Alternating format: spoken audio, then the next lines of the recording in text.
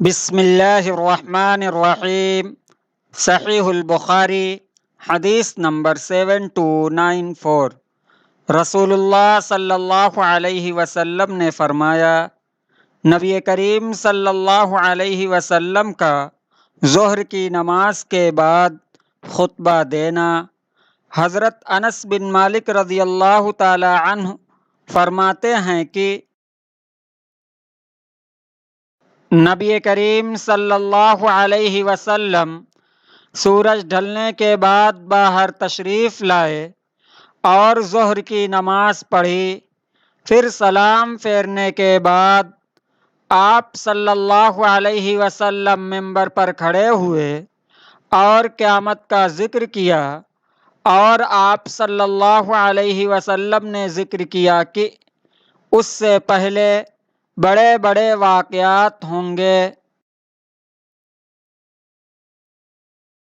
اور آپ صلی اللہ علیہ وسلم نے فرمایا کہ تم میں سے جو شخص کسی چیز کے متعلق سوال کرنا چاہے تو سوال کرے۔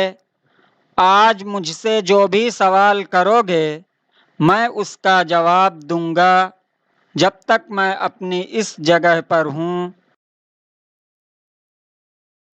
حضرت انس رضی اللہ تعالی عنہ بیان کرتے ہیں کہ اس پر لوگ بہت زیادہ رونے لگے، اور نبی کریم صلی اللہ علیہ وسلم بار بار وہی فرماتے تھے کہ مجھ سے پوچھو۔ وہ بیان کرتے ہیں کہ پھر کوئی شخص کھڑا ہوا اور پوچھا، میری جگہ کہاں ہے، جنت یا جہنم میں یا رسول اللہ؟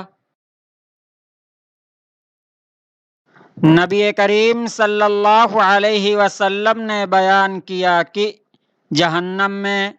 پھر عبداللہ بن حذیفہ رضی اللہ تعالی عنہ کھڑے ہوئے اور کہا، میرے والد کون ہیں یا رسول اللہ؟ فرمایا کہ تمہارے والد حذیفہ ہیں۔ بیان کیا کہ پھر آپ صلی اللہ علیہ وسلم مسلسل کہتے رہے کہ مجھ سے پوچھو، مجھ سے پوچھو۔ آخر میں حضرت عمر رضی اللہ تعالی عنہ نے اپنے گھٹنوں کے بل بیٹھ کر کہا، ہم اللہ سے رب کی حیثیت سے، اسلام سے دین کی حیثیت سے، محمد صلی اللہ علیہ وسلم سے رسول کی حیثیت سے راضی و خوش ہیں۔ جب حضرت عمر رضی اللہ تعالی عنہ نے یہ کلمات کہے تو نبی کریم صلی اللہ علیہ وسلم خاموش ہو گئے۔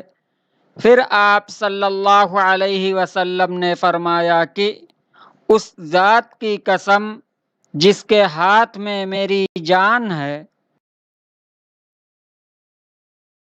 ابھی جب میں نماز پڑھ رہا تھا مجھ پر جنت اور دوزخ اس دیوار کی چوڑائی میں میرے سامنے پیش کی گئی تھی، یعنی ان کی تصویریں، اور آج کی طرح میں نے خیر و شر کو نہیں دیکھا۔